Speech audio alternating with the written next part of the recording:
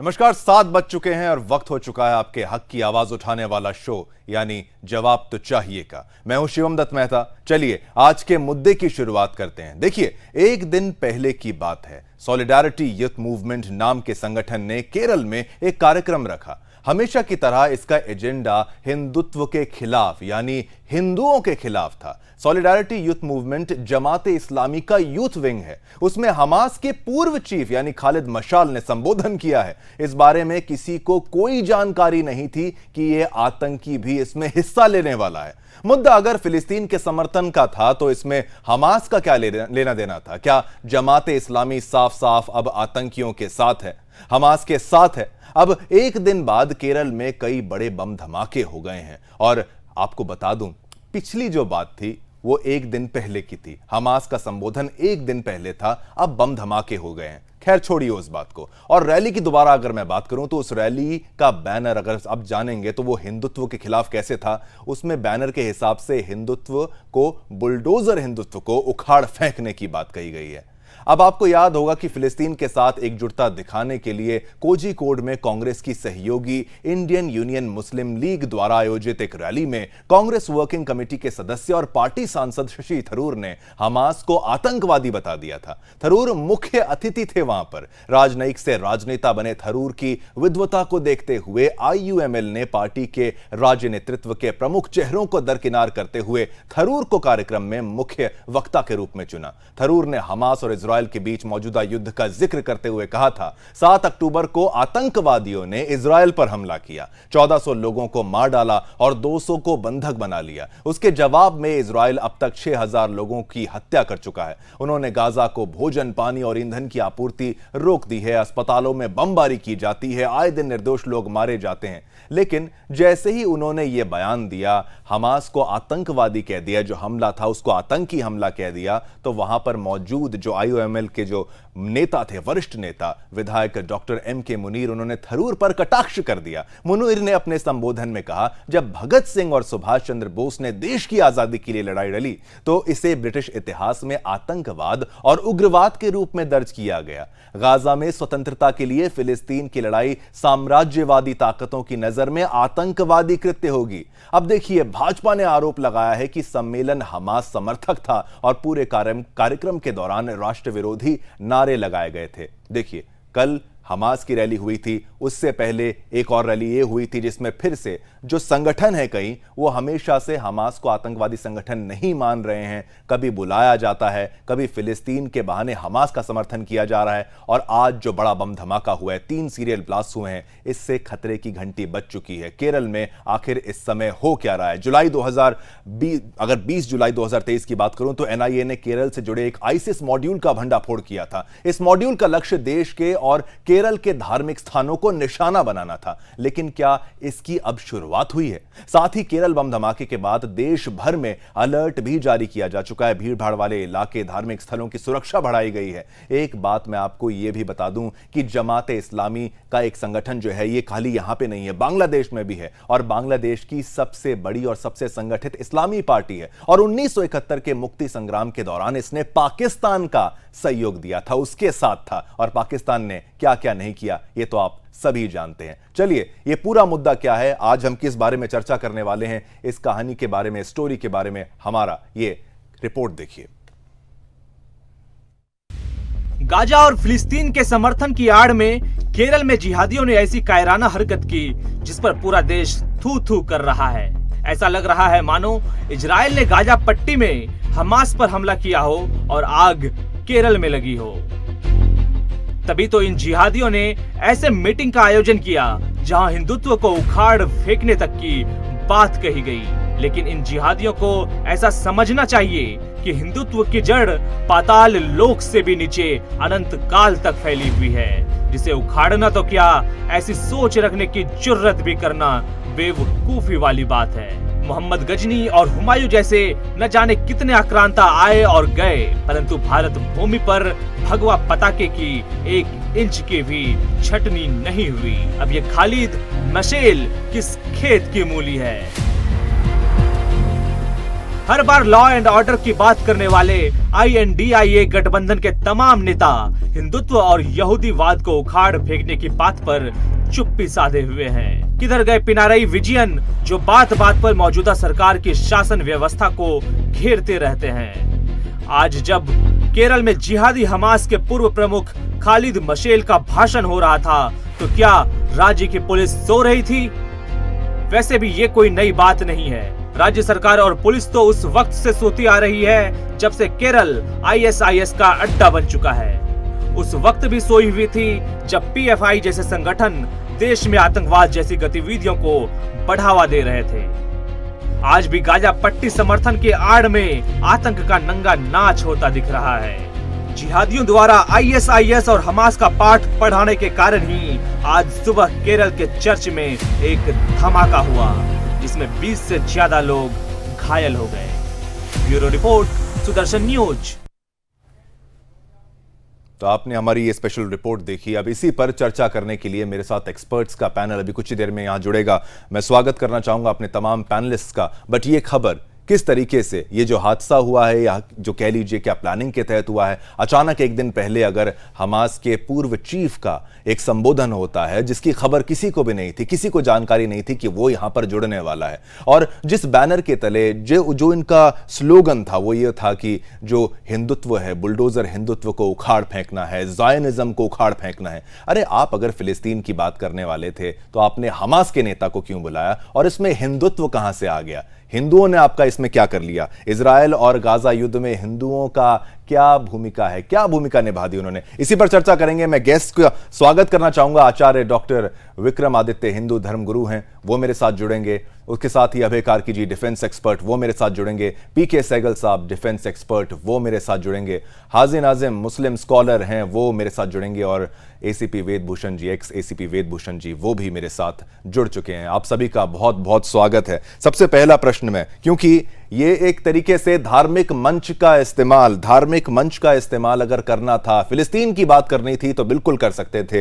हाजी नाजिम जी, देखिए किस तरीके से धर्म का इस्तेमाल अगर करना था तो उसको अच्छे के लिए करते। यहां पर हमास को अनुमति कैसे दे दी गई वहां पर संबोधन करने की? किस लिए हमास के एक पूर्व चीफ को वहां पर बुला लिया गया? क्या कहेंगे आप? आपकी राय क्या है इसमें? जांच का विषय है। इसमें जांच होनी चाहिए कि भारत के अंदर इस तरीके का जो एक माहौल बनाया गया वो कैसे बनाया गया। तो उसके लिए पहले जांच होना जरूरी है, और जांच से ही पता चल पाएगा कि हमास का जो बंदा है वो कैसे जुड़ा भारत के, और उसने कैसे संबोधित करा। तो सर जांच का विषय है। और रही बात ये, जिस तरीके से अभी ये कहा कि हिंदू भाइयों के बारे में, तो मैं ये कहना चाहता हूँ किसी भी देश की इतनी हिम्मत नहीं है जो मेरे भारत के हिंदू भाई की तरफ आंख उठाकर भी देख ले। तो भारत का मुसलमान अपने हिंदू भाइयों के साथ खड़ा हुआ है सर, इसलिए कोई घबराने की बात नहीं है। हाजी नाजिम जी, ये आप कह रहे हैं बिल्कुल किसी भी देश की हिम्मत तो नहीं है, पर वो दिक्कत तो ये जो देश में बैठे कुछ ऐसे गद्दार हैं कि आपको ऑर्गेनाइज करनी थी रैली, आप ऑर्गेनाइज करते, आपको बात करनी थी फिलिस्तीन की, आप फिलिस्तीन की बात करते, रैली चलाई जाती है, बुलडोजर हिंदुत्व को उखाड़ फेंकेंगे। अरे भाई, वहां पर हिंदुत्व कहां से आ गया था? ये तो गलत था ना। हमास का चीफ वहां पर आके अगर हमें हिंदुत्व की बात सिखाएगा और ऐसी ऐसी बातें करेगा, रैली में अगर एंटी हिंदू जो नारे लगाए जाएंगे, तो कहां तक सही है? कब तक बर्दाश्त किया जाएगा? वहां की पुलिस क्या कर रही थी? वहां का प्रशासन क्या कर रहा था? ये सब कुछ केरला में दिन ब दिन बढ़ता जा रहा है। इसीलिए हाजी साहब, ये कैसे कहेंगे एंटी हिंदुत्व का नारा कैसे जायज था वहां पे? हाँ देखिए सर, मैं वही चीज कहना चाहता हूँ कि जिस तरीके से ये देश का माहौल खराब करने वाली जो बात रखी जा रही है ये गलत है। इस पे हमारी जो जांच एजेंसियां उनको बिल्कुल देखना चाहिए, और वहां प्रशासन को अलर्ट रहना चाहिए कि इस तरीके का रैली के अंदर ये संबोधित हुआ कैसे, जो संबोधन किया गया, और किसने इसको परमिशन दी। तो सर ये जांच का विषय है। लेकिन मैं बार बार ये कहता हूँ कि जो एंटिक नारे जो लगाए जाते हैं ये गलत लगाए जाते हैं, क्योंकि ये भारत हम सबका है, ये हिंदू का भी है, मुस्लिम का भी है, सिख का भी है, ईसाई का भी है, ये सभी का। लेकिन जब इनमें अगर इस तरीके के धार्मिक नारे या उत्पाद वाली चीजें होती हैं तो उसके ऊपर कार्रवाई होनी चाहिए। देखिए सर, क्योंकि ये भारत हम सबका है। इस पे अगर बात हमास की आती है तो मैं बार बार ये कहता हूं कि इस पे जांच होनी चाहिए कि हमास के ने कैसे संबोधन कर दिया, तो जांच होनी चाहिए सर। ठीक है हाजी नाजिम जी, बट आप ये मानते हैं ना हमास एक गलत ऑर्गेनाइजेशन है, एक आतंकी ऑर्गेनाइजेशन है? बाकी सब पे आऊंगा मैं हाजी नाजिम जी, ताकि शुरुआत विषय की सही रहे। हाँ देखिए सर, मुझसे पूछ रहे हैं सर शिवम जी, आपसे मेरे आपसे साथ- आपसे आपसे हमास के बारे में, आतंकी संगठन। देखिए शिवम जी, सबसे पहले मैं ये कहना चाहता हूं कि हमारी भारत के एजेंसी ने किसी ने भी अभी उसको आतंकवादी संगठन घोषित नहीं करा। ठीक है। इजराइल और हमास के बीच, हाँ, इजराइल और हमास के बीच में लड़ाई चल रही है, वो एक बाहर उनका मसला है। लेकिन भारत का जो मसला है, भारत का मसला सिर्फ ये है कि भारत अमन में सुकून चाहता है, देश के अंदर हमेशा शांति बनी रहे। तो भारत का तो ये है स्टैंड। हाजी नाजिम जी, क्या आप सरकार से अपील करेंगे कि उसको आतंकी संगठन की श्रेणी में डाल दिया जाए, क्योंकि हमास से कोई डायरेक्ट नाता, कोई ऐसा कोई हमला वहां से भारत के खिलाफ नहीं हो सकता, इसलिए उसको उस लिस्ट में भी डालने की जरूरत नहीं आ पड़ी थी। लेकिन आप क्या अनुरोध करेंगे अब, क्योंकि इस तरीके की रैलियां अगर ऑर्गेनाइज की जाती हैं, उसमें हमास का कोई व्यक्ति अगर आता है और अगले दिन ब्लास्ट हो जाता है, क्या अब आप सरकार से अनुरोध करेंगे ऐसा कुछ करना चाहिए मुसलमानों की तरफ से? सर हाँ शिवम जी, देखिए मैं तो पूरे भारत सरकार से ये कहना चाहूंगा, जो मानवता को नुकसान पहुंचाए, चाहे वो कोई भी ऑर्गेनाइज हो, कोई भी हो, चाहे वो मॉब लिंचिंग हो, मुस्लिम की मॉब लिंचिंग भी अगर होती है, अगर कोई करता है तो सर सुनना मेरी बात, अगर मुस्लिम मॉब लिंचिंग भी होती है तो उसको भी आतंकवादी संगठन की एक लिस्ट में डालना चाहिए, चाहे वो किसी भी समुदाय से आता हो। आप जो मुद्दा हमास का था उसको आप मॉब लिंचिंग पर ले आए। पूर्व एसीपी साहब वेद भूषण साहब, मैं आप पे आना चाहूंगा। वेद भूषण जी, केरला की जो कहानी है, दिन ब दिन उसमें कुछ नया आ रहा है, हर बार कुछ नया आ रहा है। अब लगातार उसमें कभी IUML की तरफ से अगर कोई रैली की जाए, वहां पर ऐसे कुछ नारे लगाए जाएं, अब उसके बाद हमास का कोई व्यक्ति आए, पूर्व चीफ वहां पर आ जाए, एंटी हिंदुत्व की बातें वहां पर कर ली जाए, फिलिस्तीन की बात अगर करनी थी तो हमास का नेता क्यों? क्या कुछ बड़ा होने वाला है केरल में? एक ब्लास्ट तो आज हमने देख लिया, कोई तार जुड़ते हुए आप देख रहे हैं क्या एसीपी साहब? जब से इंसिडेंट शुरू हुआ है, इजराइल के ऊपर अटैक किया है हमास द्वारा, तब से बहुत बड़ा वर्ग हिंदुस्तान में हमास के लिए उठ खड़ा हुआ है। उनको बड़ा दर्द है कि हमास जैसा संगठन है, वो उग्रवादी संगठन है, टेररिस्ट संगठन है, उसके फेवर में आपने दिल्ली में देखा जंतर मंतर प्रदर्शन हुआ, अलीगढ़ मुस्लिम यूनिवर्सिटी में हुआ, JNU में हुआ, पूरे हिंदुस्तान के अंदर जिस तरह से हमास के प्रति हमदर्दी और इजराइल के प्रति जो जहर है, एक बहुत बड़ा वर्ग है जो इस तरह की मानसिक विचारधारा रखता है। परंतु चूंकि जैसा अभी हाजी नजीब ने कहा, क्योंकि अभी हमारे देश ने उसको एक टेररिस्ट आउटफिट डिक्लेयर नहीं किया है, तो कल जो खालिद मशेल ने जो एक वहां पर एक ऑनलाइन एक कॉन्फ्रेंस की थी, उस पर जरूर सरकार की निगाह होनी चाहिए थी। परंतु चूंकि वहां एक कम्युनिस्ट कंट्री है और उनका झुकाव हमेशा दूसरी तरफ रहा है, पर चूंकि वहां पर बड़ी तादाद में जहां पर ये कन्वेंशन हो रही थी, उसके आसपास यहूदी समुदाय, क्रिश्चियन समुदाय रहता है, तो ये एक तरह से एंट्री की कोशिश की गई है कि भारत में किस तरह से तो आप एक तरीके से कह रहे हैं कि यहूदी समुदाय भी अगर पास रहता है तो ये डायरेक्ट लिंक वहां से जुड़ सकता है क्या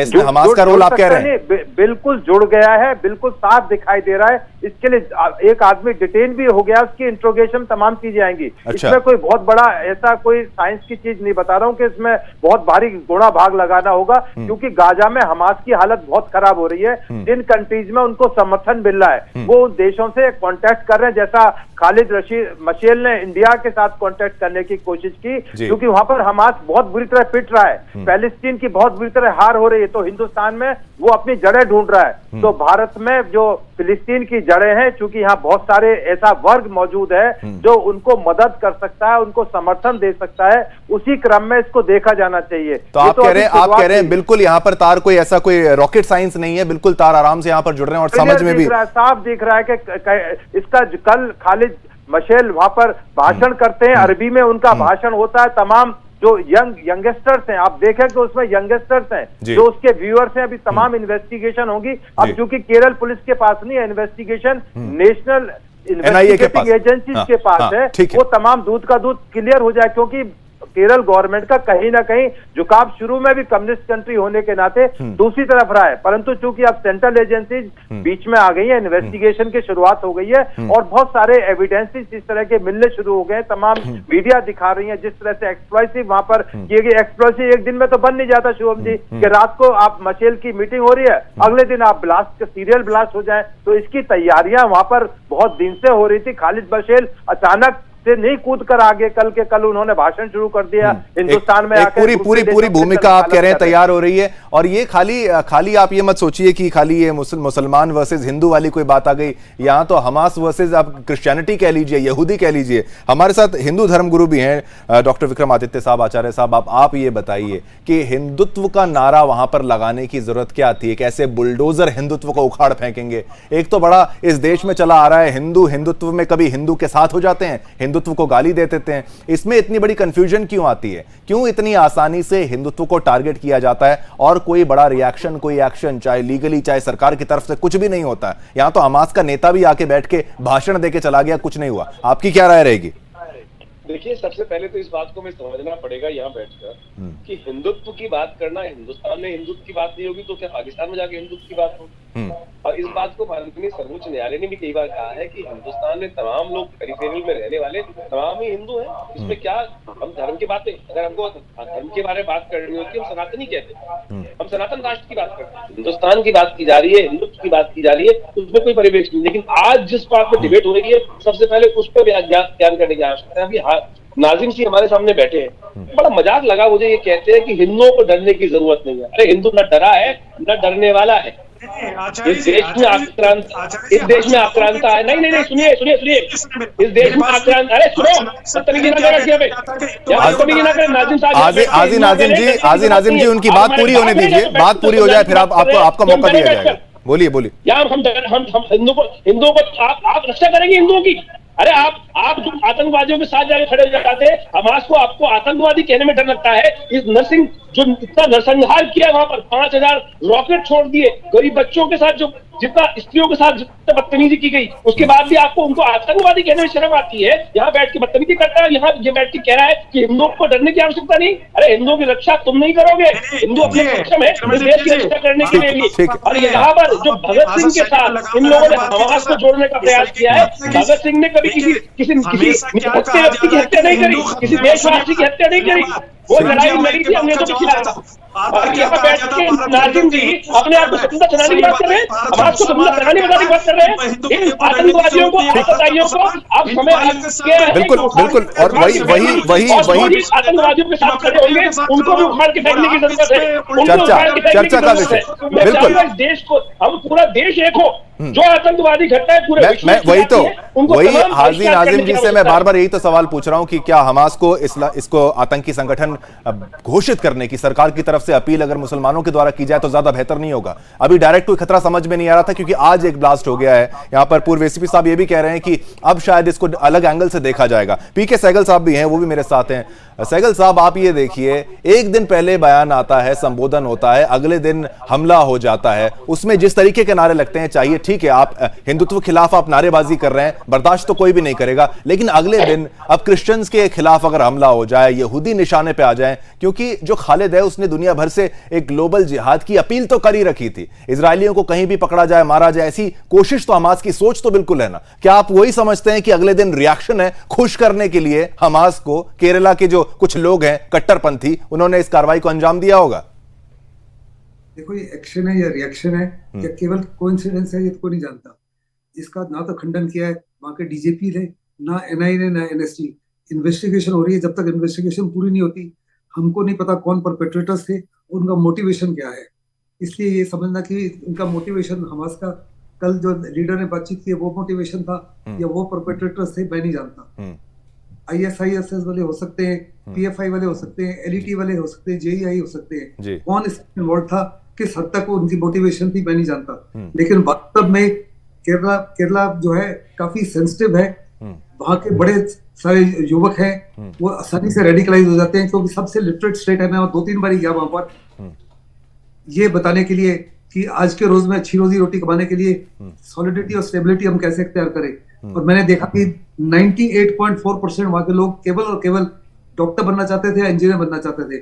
वहां इतनी वैकेंसीज नहीं है और पढ़े लिखे हैं, उनको नौकरियां नहीं मिलती। सबसे ज्यादा बेरोजगारी जो है केरला में, क्योंकि उनको नौकरियां नहीं मिलती और सेटिस्फाइड नौकरियां नहीं मिलती। तो सहगल साहब वही तो सवाल है। ठीक है, शिक्षित हैं, ये सारी दुनिया जानती है केरल के लोग सबसे ज्यादा शिक्षित होते हैं, लेकिन आतंकवाद का मार्ग अपनाना, चाहे वहां पर रोजगार हो ना हो, ये कहां तक जायज हो जाए? वो तो एक रोजगार का विषय तो बड़ा विषय है।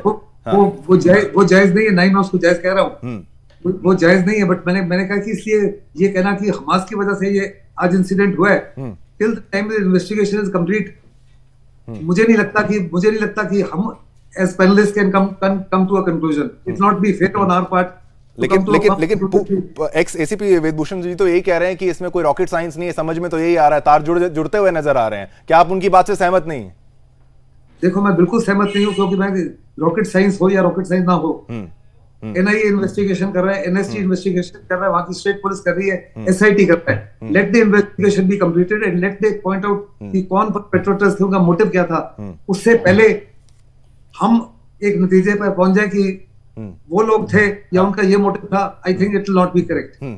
पीके सहगल साहब, उसकी टाइमिंग जो थी, वो टाइमिंग इतनी ज्यादा करीब है कि कोई भी शक तो जरूर करे। कोई इमेजिनल अभय कार्की भी मेरे साथ हैं। कार्की साहब, आपको क्या लगता है? एक तरीके से हिंदुत्व के नारे लगाना एक अलग बात है, एंटी हिंदुत्व वो हो रहे हैं, वो एक अलग बात है। हमास के चीफ को, अगर पूर्व चीफ को बुला लिया गया, अगले दिन ब्लास्ट हो जाता है, कनेक्शन दिखता है कि नहीं दिखता है साहब?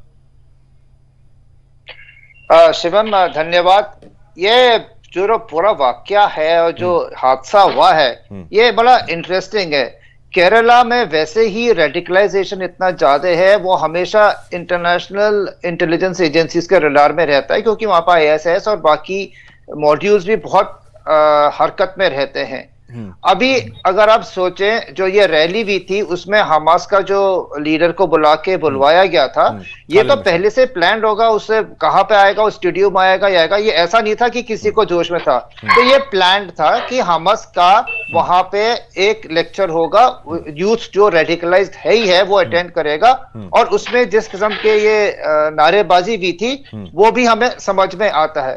एक चीज देखने की ये कि ईरान ने कुछ दिनों पहले बोला था कि Muslim world is not coming out in support of Hamas the way it should be. वो थोड़ा उसको लग रहा था कि पाकिस्तान, सीरिया, टर्की, कतार के अलावा बाकी लोग, सऊदी अरेबिया वगैरह, इजिप्ट ने मना कर दिया, जॉर्डन ने मना कर दिया, तो ये पूरी मुस्लिम वर्ल्ड तो है नहीं। तो वो जहां जहां उसको लगता है कि सिंपैथेटिक पॉजिटिव इस्लामिक रेडिकलाइजेशन हो रखा है, वहां पे खेती करना चाह रहा है, वहां पे वो आग को भड़काना चाह रहा है। और केरला उसके लिए बहुत फर्टाइल जगह है। ये एक डायनामाइट के पाउडर की तरह है, जिसमें आप थोड़ी सी चिंगारी दो तो वो फट जाएगा। बिल्कुल। तो इसमें ये तो चीजें भी हैं। दूसरी बात ये है कि क्योंकि ये जो एक्सप्लोजन थे ये लो इंटेंसिटी ब्लास्ट थे, ये normal fertiliser, ammonium nitrate, gunpowder के हिसाब से कोई भी लोकली बना सकता है, जो इनको लिटरेचर में पढ़ाते भी हैं, हो सकता है। ये ज्यादा सोफिस्टिकेटेड नहीं था। इसका मतलब ये है कि इसकी लॉन्ग टर्म प्लानिंग शायद नहीं रही हो,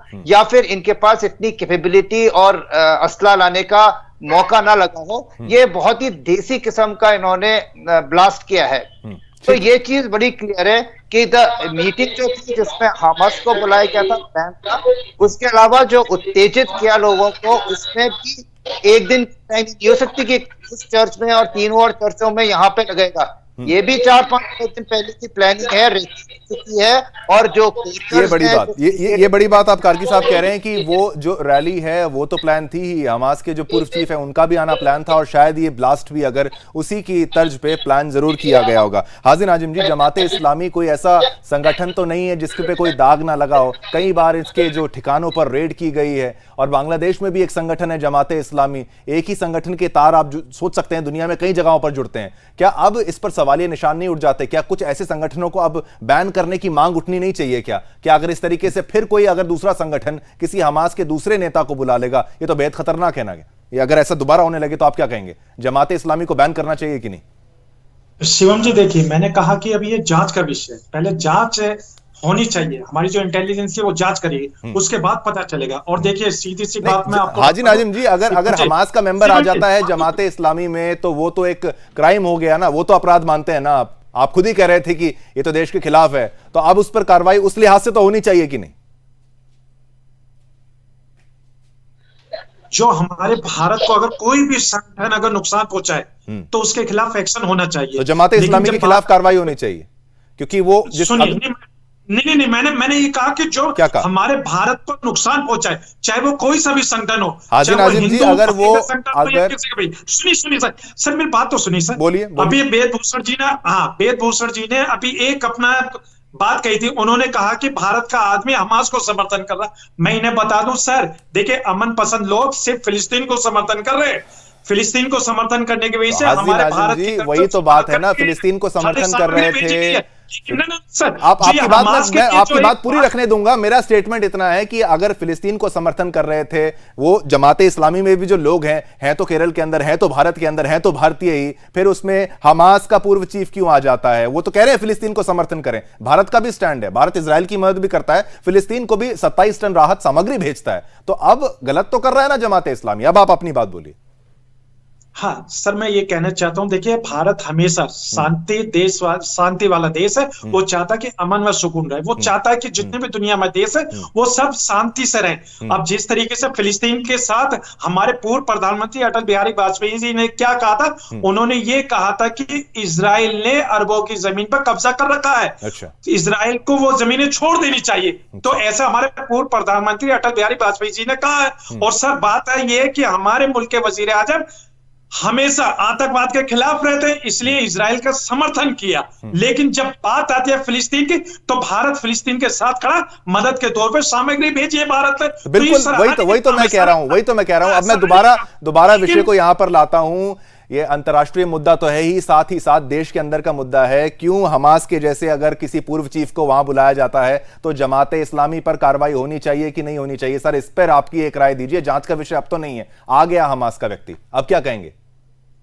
सर मैं वही बात कहना चाहता हूं कि अगर हमास का अगर कोई भी सर आप अगर पे आ जाते हैं, आप पीके सहगल साहब, जमाते इस्लामी पर इस मामले में कार्रवाई होनी चाहिए कि नहीं? हमास का चीफ आना ये कानून का उल्लंघन है कि नहीं? इस पर आपकी क्या राय रहेगी? देखो, जब तक पहले कन्विक्शन नहीं हो जाता कि जमाते इस्लामी ने ही उनको इन्वाइट किया था और वो इसके पीछे इन्वॉल्व है, सर कैसे उनको बैन कर सकते? कैसे उनके हिंदुस्तान तो बार बार कह रहा है कि पिछले 25 से 30 साल तक कि एक एक्सेप्टेबल डेफिनेशन होनी चाहिए, टेररिस्ट कौन है और टेररिज्म कौन है। लेकिन दुनिया की अभी तक कोई एक्सेप्टेंस ही नहीं हुई। आप देखो, इजरायली एम्बेसडर ने 2 बार हिंदुस्तान को कहा है कि आप हमास को एक टेररिस्ट ऑर्गेनाइजेशन अनाउंस कीजिए, लेकिन हिंदुस्तान ने अभी तक किया नहीं। ठीक है, टेररिज्म की definition good terrorism, bad terrorism से भी कंफ्यूजन हम नहीं रखते। हम कहते हैं टेररिज्म इज टेररिज्म।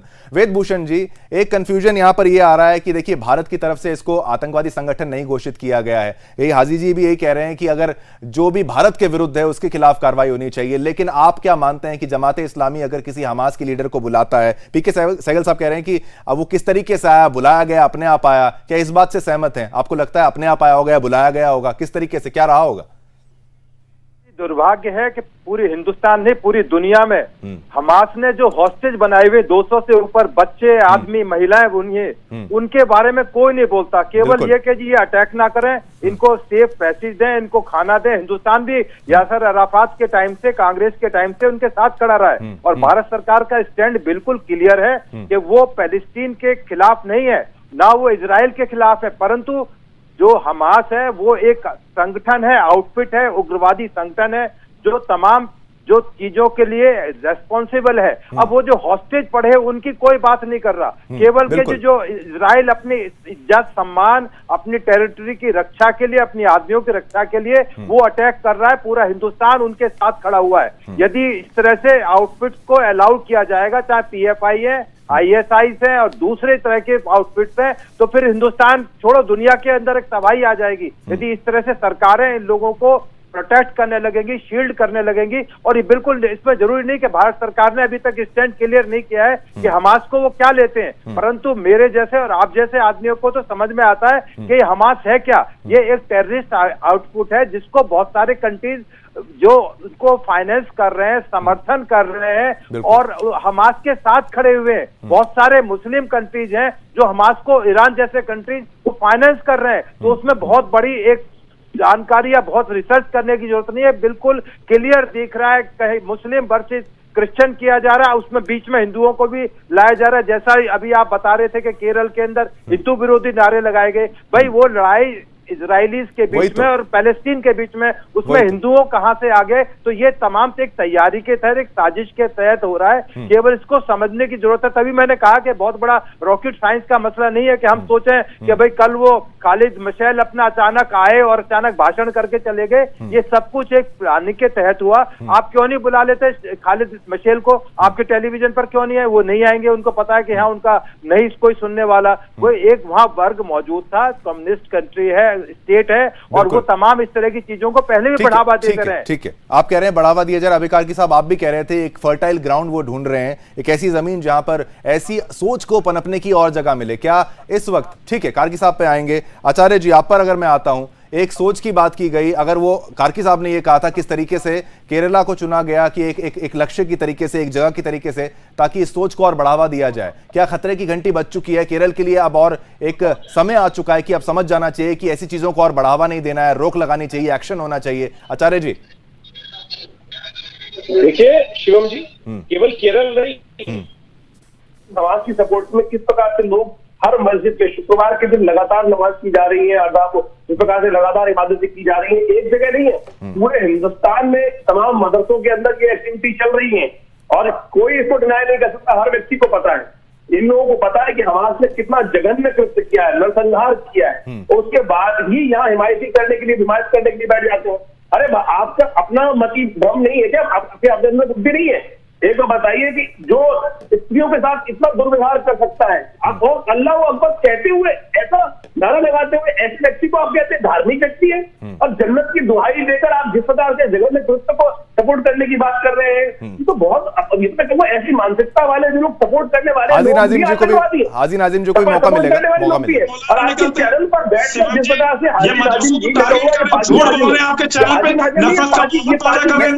नफरत की बात नहीं है, कोई काम नहीं है। ऐसे लोगों को, पार्टियों को, माहौल पैदा कर रहे हैं कम्युनिटी के लिए। इन लोगों को पूरी तरह संपूर्ण रूप से बहिष्कार होना चाहिए। हाजी नाजिम जी, संगठन जो स्त्रियों के साथ इतना जगन नरसंहार कर सकते हैं, वो भारत में कभी भी किसी प्रकार भी ऐसे कृत्य को सपोर्ट कर सकते हैं, क्योंकि ये लोग उनके साथ। आचार्य जी सुनिए, आपसे सर्टिफिकेट लेने की जरूरत नहीं। भारत के मुसलमान को आपसे सर्टिफिकेट लेने की जरूरत नहीं है देशभक्ति का। कोई किसी को गाली नहीं दे रहा। हाजी नाजिम जी, कोई किसी को गाली नहीं दे रहा, कोई किसी को गाली नहीं दे रहा, ऐसे गाली का कोई विषय नहीं है। बिल्कुल बिल्कुल आचार्य जी आपकी बात रख दी। हाजी नाजिम जी, जो मुख्य बात यही कही जा रही है कि इजराइल के साथ जो हुआ उसके बारे में कोई कुछ नहीं बोलता है।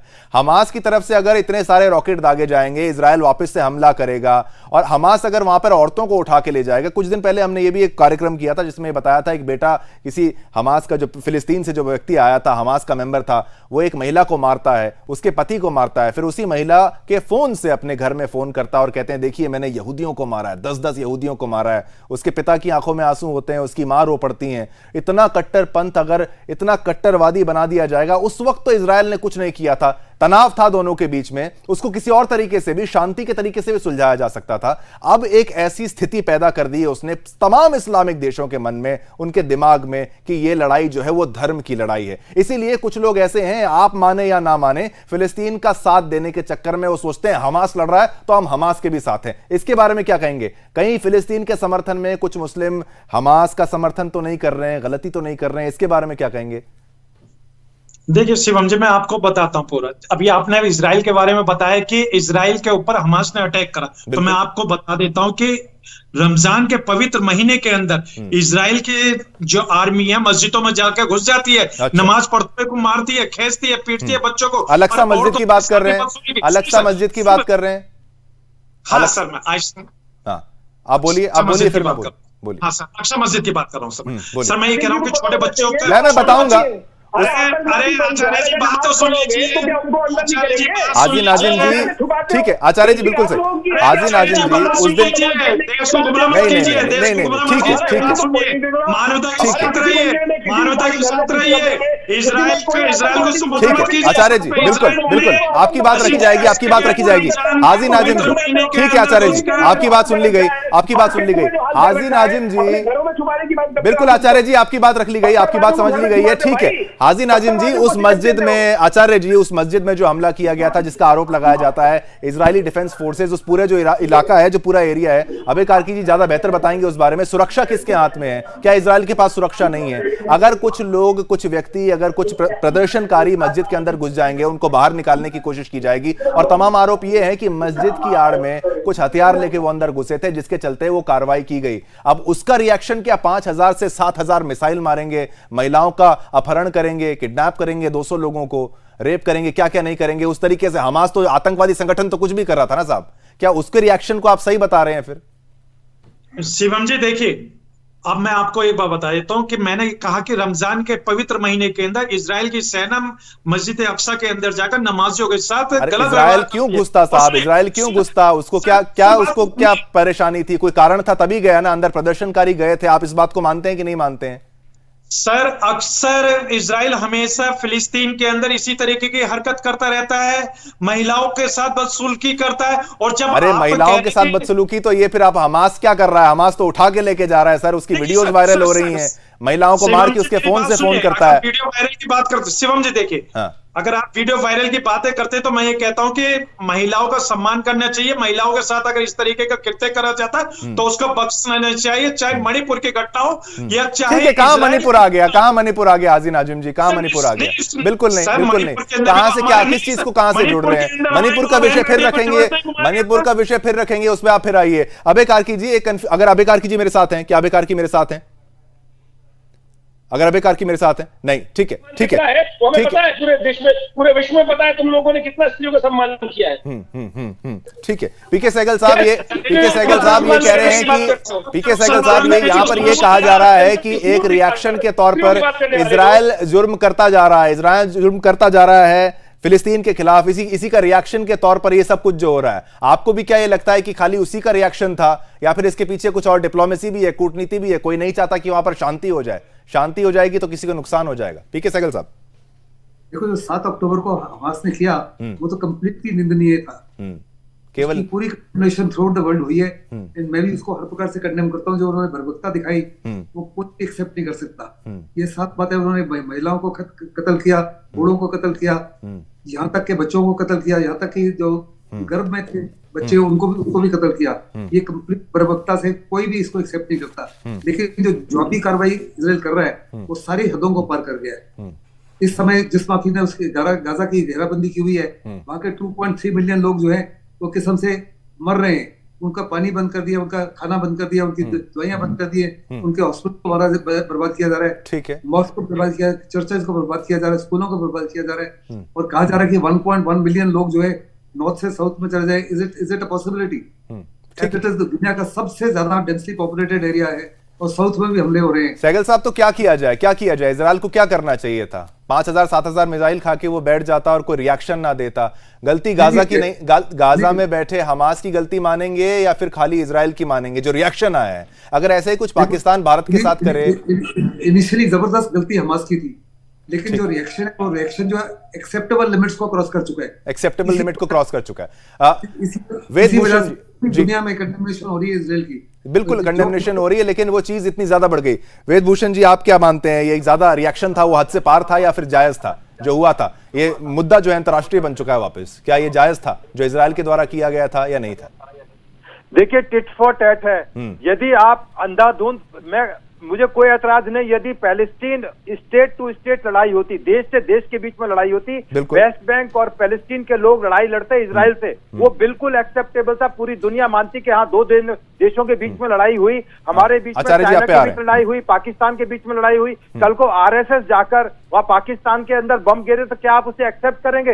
या वहाँ की आईएसआई आके इंडिया के अंदर इंटेलिजेंस एजेंसी यहाँ आकर बम गिरे? आरएसएस को जरूरत भी नहीं है ऐसे कुछ काम करने की, आरएसएस को कोई जरूरत भी नहीं है ऐसे काम करने की, ना वो ऐसा करेगा। वही मैं कह रहा हूँ ना, मैं आपको एक आउटफिट का एग्जाम दे रहा हूँ कि इस तरह की चीजें एक्सेप्टेबल ना होनी चाहिए। डिसिप्लिन से चले अगर संगठन तो कोई आवश्यकता नहीं। बिल्कुल आपकी बात सही है। आचार्य जी, आपकी राय, आप कुछ कहना चाह रहे थे इसी विषय पर? देखिए शिवम जी, मेरी सीधी राय है, छठे शाठ्यम समाचार नीति का वाक्य है कि बदमाश को इस प्रकार से नहीं करेंगे।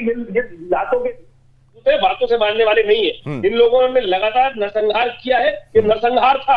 ये आतंकवादी से भी राक्षसी कृत्य था, आतंकवादी कृत्य नहीं था। और जिस प्रकार से हिंदुस्तान में कुछ लोग हमास के कृत्य को यहाँ पर एक फ्रीडम फाइटर की तरह दिखने का प्रयास करते हैं, ये बहुत जघन्य अपराध है। और पूरी तरह से मैं कहूंगा भारत सरकार को इनके खिलाफ एक्शन लेना चाहिए। अगर इन लोगों को हवा दी गई, नाज़िम जैसे लोग जो यहाँ बैठ के हमास को सपोर्ट करते हैं, इनको हवा दी गई, इनके खिलाफ एक्शन नहीं लिया गया, तो इस हिंदुस्तान में भी जिस प्रकार की ऐसी घटनाएं घटने में घटना नहीं है, कभी करवा देंगे ये घटना। और लगातार हमने देखा है कि मदरसों के अंदर जिस प्रकार से आतंकवादी को छुपाया गया, कश्मीर के अंदर घर घर में आतंकवादी छुपाए गए, पत्थरबाजों को शरण दी गई है, ये घटनाएं लगातार चल रही है और आगे आने वाले समय के लिए ये भयावह है। और तुरंत सरकार को, एनआईए को इसके ऊपर कार्रवाई करनी चाहिए। इस वक्त उन लोगों को आइडेंटिफाई करना चाहिए जो हमास के साथ में खड़े हो रहे हैं, इस प्रकार की इस्लामिक ऑर्गेनाइजेशन जो है, लेक्चर ऑर्गेनाइज करती है, इन सबका एक डोजर बनाना चाहिए। ठीक है, ठीक है। क्या बोलना चाहते हैं नाज़िम जी, क्या बोलना चाहते हैं? आपने एक विषय वापस ये उठा दिया कि मस्जिद पर हमला किया गया था, मस्जिद के अंदर वो घुसे थे, उसका कारण भी आपको बता दिया गया, फिर आप कह रहे हैं कि एक रिएक्शन अगर आया वो भी गलत है, वो भी सही है, तो क्या स्टैंड है आपका, क्या स्टैंड है? शिवम जी देखिए, जिस तरीके से भी पीके सहगल जी ने बात कही है, मैं इनकी बात का समर्थन करता हूं, क्योंकि इन्होंने कहा कि इजराइल ने कुछ ज्यादा ही कर दिया। सर, हमास से लड़ाई है, उसकी हमास से करे, लेकिन वो छोटे पीके सहगल साहब की तो व्यक्तिगत राय है कि उसने ज्यादा ही कर दिया, वो कह रहे हैं कि ज्यादा कर दिया, लेकिन क्या सभी सहमत हो जाएंगे? इजराइल क्या चुपचाप बैठा रहेगा? आप कहेंगे ज्यादा ही कर दिया, ये तो गलती भी तो हमास ने कुछ ज्यादा ही कर दी थी, क्यों ज्यादा नहीं कर दी थी? फेंस तोड़ के वो भी तो, मेरी बात तो सुनिए, आप बोलिए ना, मैं वही तो कह रहा हूं कि आप कह रहे हैं ज्यादा ही कर दिया, ज्यादा कम क्या होता है? गलती का तो रिएक्शन खतरनाक आना ही था।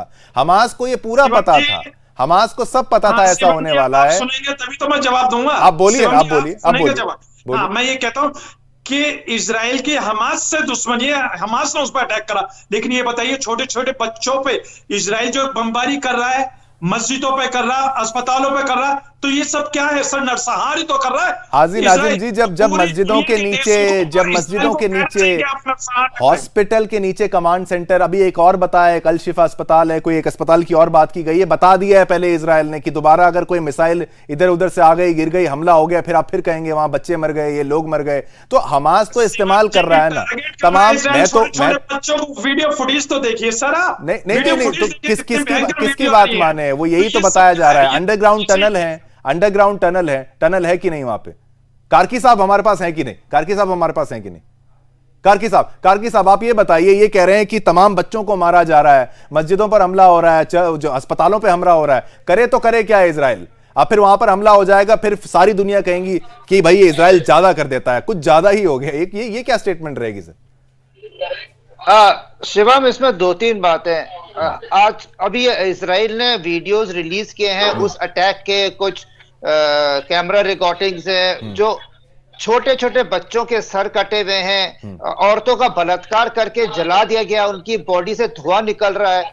ये हिला देने वाली बात है। और ये सब कुछ करके कोई एक उनमें से आदमी अपने घर वालों को बताता है और वो बोलते हैं बहुत बढ़िया, और उसके बाद 200-400 बंधक को उठा के बुढ़े को ले जाके वो वहां पे मकसद ऐसे जघन्य अपराध को टीवी पे डाल के बिल्कुल कोशिश की। हॉस्टेज ले जाने की सिचुएशन, कौन हॉस्टेज? एक टेररिस्ट आउटफिट ले आता है। इतना बड़ा पूरी को दिखाया कि मैं बिल्कुल हर तरफ से जो है, दोनों तरफ से हाँ तस्वीरें ऐसी आ रही हैं, दावे आ रहे हैं, और बिल्कुल ये जो विषय है ये कब खत्म होगा ये जानने वाली बात है। लेकिन जी, इजराइल में इतना छोटा पॉपुलेशन है, मेरी बेटी एक इजरायली कंपनी में काम करती है, क्योंकि हमारे ऑफिस में हर एक आदमी का कोई ना कोई स्टाफ या तो मारा गया था या फिर उनकी बंधक है। हाँ, लोग कर रहे हैं पर ऑफिस आ रहे हैं। पूरे देश इतना छोटा है। अब वो ताकि अगर जो गाजा से अगर आतंक आया था तो जड़ गाजा थी, अगर हम उरी अटैक के बाद ही अटैक करते थे, अड्डे हैं, तो इजराइल कहां अटैक करेगा? वो ताकि क्या जॉर्डन में अटैक करेगा या गाजा में अटैक करेगा? उसने वेस्ट बैंक, उसने हिजबुल्लाह के ठिकानों पे नहीं किया, उसने हमास के ठिकाने कहाँ पे हैं? स्कूल के नीचे, गाजा में सुरंग के नीचे। बिल्कुल बिल्कुल कार्की साहब, जहां से रॉकेट आया, जहां से हमला हुआ, वहीं पर उसने वापस जवाबी कार्रवाई की है। लेकिन एक विचित्र विषय ये हो गया कि भाई थोड़ा ज्यादा कर दिया, ये बार बार कहा जा रहा है। लेकिन अब देश का, अगर मैं देश की बात करूं तो किस तरीके से जो रैली रखी गई, जो कार्यक्रम रखा गया, वहां पर हमास के नेता को बुलाया जाना, यह बेहद ही खतरनाक है। अगले दिन ही अगर एक ब्लास्ट हो जाए तो यह तो और शक की घड़ी, यहां पर शक की जो सुई है जो सीधा वहीं पर जाती है कि किस तरीके से कहीं हमास से कनेक्शन तो नहीं है ब्लास्ट का। आप सभी का बहुत बहुत धन्यवाद मैं करना चाहूंगा, आचार्य विक्रमादित्य जी का, अभय कार्की साहब का, पीके सहगल साहब का, हाजी नाजिम जी का और वेद भूषण जी साहब का, आप सभी का बहुत बहुत धन्यवाद। तो ये विषय समझने वाली बात है कि केरल में अगर हमास का संबोधन होता है, अगले दिन चर्च में धमाका हो जाता है, तो कहीं ये तार जुड़े तो नहीं है, क्योंकि कहीं ना कहीं शक तो हो रहा है। अगले दिन फिर एक नए विषय के साथ मैं शिवम दत्त मेहता आपके सामने आऊंगा और कल फिर से बात करेंगे जवाब तो चाहिए में। तब तक के लिए मुझे आज्ञा दीजिए। जय हिंद।